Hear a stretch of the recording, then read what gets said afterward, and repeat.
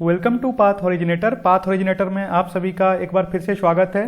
तो इस वीडियो में है बौद्ध धर्म और गौतम बुद्ध से संबंधित प्रश्नों को याद रखने के लिए ट्रिक। और इस वीडियो में टोटल 11 ट्रिक है और अगर वो सारे ट्रिक आपको खुद ही याद हो जाएगा, ट्रिक याद रखने की कोई ज़रूरत भी नहीं पड़ेगी। आपको ट्रिक आराम से है, आसान वाला ट्रिक है, तो वो याद हो जाएगा। और अगर आप ये ट्रिक को याद कर लिए तो गौतम बुद्ध और बौद्ध धर्म से रिलेटेड सभी प्रश्न के आंसर आप जो है इजीली दे पाएंगे। कोई भी प्रश्न में आप कंफ्यूजन नहीं होगा। और आपसे रिक्वेस्ट है, अगर चैनल पर नया है तो चैनल को सब्सक्राइब जरूर कीजिए। और इसका पीडीएफ चाहिए तो टेलीग्राम चैनल को ज्वाइन कर लीजिए, लिंक डिस्क्रिप्शन में है। तो देखिए, पहला जो ट्रिक है वो है कि गौतम बुद्ध के जन्म की खुशी में उनके पिता शुद्धोधन ने 563 रुपये का उपहार बांटे और बुद्ध जो है 483 रुपये छोड़कर चले गए।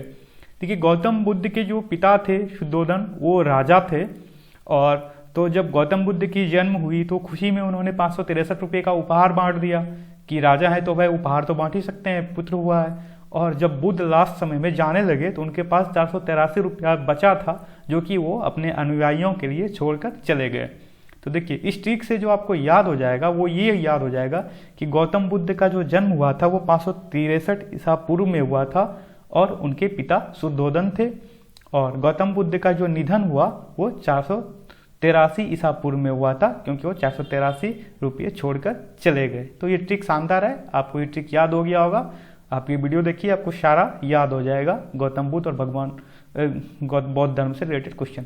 अब देखिए, दूसरा ट्रिक है, गौतम बुद्ध के माता के पास महान माया था। गौतम बुद्ध के माता के पास महान माया था, यानी बहुत माया था उनके पास।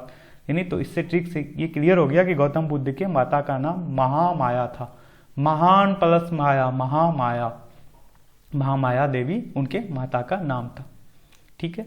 तीसरा जो ट्रिक है वो ये है कि बुद्ध के जीवन की घटना एवं उससे संबंधित स्थान को याद रखने के लिए, आप बुद्ध के जीवन की घटना उससे संबंधित स्थान को कैसे याद रख पाएंगे।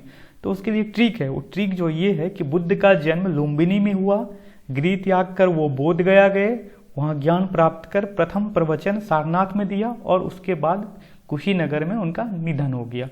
तो पूरे एक सेंटेंस को आप याद करके बैठा लीजिए मन में इस तरह से कि बुद्ध का जन्म लुम्बिनी में हुआ, गृह त्याग कर वो बोध गया गए, वहाँ ज्ञान प्राप्त कर प्रथम प्रवचन सारनाथ में दिया, उसके बाद कुशीनगर में उनका मृत्यु हो गया।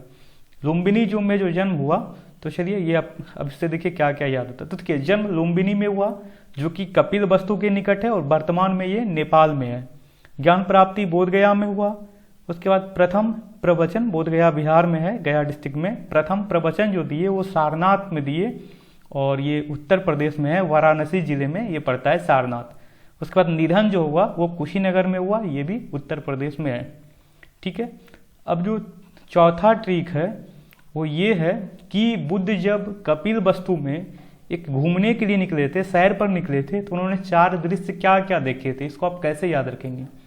तो उसको याद रखने का ट्रिक है, एक बीमार सन्यासी बूढ़ा होकर मर गया। एक बीमार सन्यासी बूढ़ा होकर मर गया। तो इस ट्रिक से आप याद रख सकते हैं कि एक बीमार व्यक्ति थे वहाँ पे जो बुद्ध ने देखे थे, एक सन्यासी व्यक्ति को देखा था, एक बूढ़ा व्यक्ति को देखा था और एक मर गया यानी मृत व्यक्ति को देखा था। तो ये 4 दृश्य बुद्ध ने देखे थे जब वो कपिल वस्तु में सैर के लिए निकले थे, यानी घूमने के लिए निकले थे। तो उसका एक ट्रिक है, एक बीमार सन्यासी बूढ़ा होकर मर गया। आपको याद भी हो गया होगा ये ट्रिक। तो अब देखिए, 5वां ट्रिक जो है वो ये है कि बौद्ध धर्म में किस किस व्यक्ति को संघ में प्रवेश वर्जित था। तो ये बहुत इंपॉर्टेंट क्वेश्चन है और एनसीईआरटी बुक में दिया हुआ भी है। और एनसीईआरटी बेस पे जो बुक लिखा है उसमें ये है, और कई बार पीएससी के एग्जाम में इस पे क्वेश्चन आया भी हुआ है कि बौद्ध धर्म में किस किस व्यक्ति को संघ में प्रवेश वर्जित था। तो चलिए इसका ट्रिक देखते हैं। तो इसका ट्रिक है, सैनिक जब अस्वस्थ या शारीरिक विकलांग हो गया तो ऋण लिया और नहीं चुका पाने के कारण गुलाम और दिवालिया बन गए। देखिए, सैनिक जब तक नौकरी करता है तब तक तो वो उसको वेतन मिलता है, सब कुछ सुविधा मिलता है। लेकिन सैनिक जब अस्वस्थ हो गया और या फिर शारीरिक विकलांग हो गया, उसको कोई गोली लग गया, कुछ हो गया, तो उसके पास पैसा नहीं था, तो उसने क्या किया कि ऋण लिया। और जब वो ऋण लिया और तो चूंकि अब कमा नहीं पा रहा था, पहले के ज़माने में सैनिक को तो जब तक युद्ध होता था उसके बाद वेतन नहीं मिलता था, तो कमा नहीं पा रहा था। तो वो क्या हुआ कि गुलाम बन गया, और उसके बाद जब गुलाम बना तो वो दिवालिया भी बन गया। तो गुलाम बनने के बाद दिवालिया भी बन गया। तब देखिए बौद्ध धर्म में सैनिक, अस्वस्थ व्यक्ति, शारीरिक विकलांग, ऋण लेकर ना चुकाने वाले व्यक्ति, दिवालिया व्यक्ति और गुलाम व्यक्ति यानी दास, ये सभी जो है 6 तरह के व्यक्तियों को बौद्ध धर्म के संघ में जो है प्रवेश वर्जित था। तो अब आपको याद हो गया होगा, सैनिक जब अस्वस्थ या शारीरिक विकलांग हो गया तो ऋण लिया और नहीं चुका पाने के कारण गुलाम और दिवालिया बन गए। बौद्ध धर्म के त्रिरत्न को याद रखने का जो ट्रिक है वो ये है कि बुद्ध के साथ रहकर धम्म की प्राप्ति, बुद्ध, धम्म और संघ, ये बौद्ध धर्म के 3 रत्न थे। अब देखिए आपका 7वां ट्रिक जो है वो ये है कि बुद्ध धर्म में त्रिपिटक होता है। तो त्रिपिटक जो होता है वो कौन कौन सा होता है और किस पिटक में क्या क्या है, इसको सारा को आप इस ट्रिक से याद करा देंगे। तो जो है इसका ट्रिक है, विनय अभी सूत जाओ, विनय अभी जो है तुम सो जाओ यानी सुत जाओ, क्योंकि अभी सुतने का टाइम है। देखिए तो विनय पिटक पहला हो गया, अभी मतलब अभिधम्म पिटक, सुत मतलब सुत पिटक। तो अब देखिए तीनों, विनय अभी सुत जाओ तो 3 पिटक तो आपको नाम इससे याद हो गया, विनय, अभिधम्म पिटक और सुत्त पिटक। अब जो है पिटकों में सबसे छोटा जो है वो है विनय पिटक। ठीक है, पिटकों में सबसे छोटा है विनय पिटक और इसमें बौद्ध संघ के आचार, विचार व नियम निषेध का संकलन है।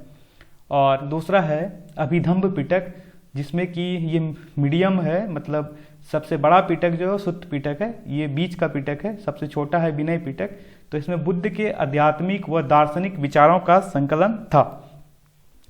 तीसरा है सुत्त पिटक, पिटकों में सबसे बड़ा, जो कि बुद्ध के उपदेश व संवाद का संकलन है। इसमें विनय अभी सुत जाओ, तो कौन कौन सा 3 पिटक हो गया, विनय पिटक, अभिधम्म पिटक और सुत्त पिटक। अब देखिए प्रथम, द्वितीय, तृतीय और चतुर्थ बौद्ध संगीति कहाँ कहाँ हुई थी, इसको याद रखने का जो ट्रिक है वो है रावय पाक। आप याद कर लीजिए, राजगिरी में हुआ था पहला 443 ईसा पूर्व में, वैशाली वय मतलब वैशाली में हुआ था, तीसरा पा मतलब पाटलिपुत्र में हुआ था, चौथा कौ मतलब कुंडलवन में हुआ था। ठीक है, ये आपको याद हो गया। अब किसके किसके शासनकाल में ये हुआ था ये भी पूछता है, तो इसको याद रखने के लिए जो ट्रिक है वो ये है, अजात शत्रु कालाशोक और अशोक से मिलकर कनिष्क के घर गया। यानी अजात शत्रु नाम का जो व्यक्ति था वो कालाशोक और अशोक से मिलकर, जब दोनों से मिल लिया तो ये कनिष्क के घर चले गया। यानी तो पहला जो था जो हुआ था राजगिरी में, उसका शासन किसके शासनकाल में, अजात शत्रु के शासनकाल में, दूसरा कालाशोक के शासनकाल में, तीसरा अशोक के शासनकाल में, चौथा कनिष्क के शासनकाल में। उसके बाद अब चारों बौद्ध संगीतियों के अध्यक्ष कौन कौन थे, यानी किनकी अध्यक्षता में हुआ था ये भी पूछता है। तो इसको याद रखने का जो ट्रिक है वो ये है, महाकश्यप ने सबको अमीर बनाने के लिए मोगलीपुत्र और वसुमित्र को धन दिया। ठीक है, महाकश्यप ने सबको अमीर बनाने के लिए मोगलीपुत्र और वसुमित्र को धन दिया।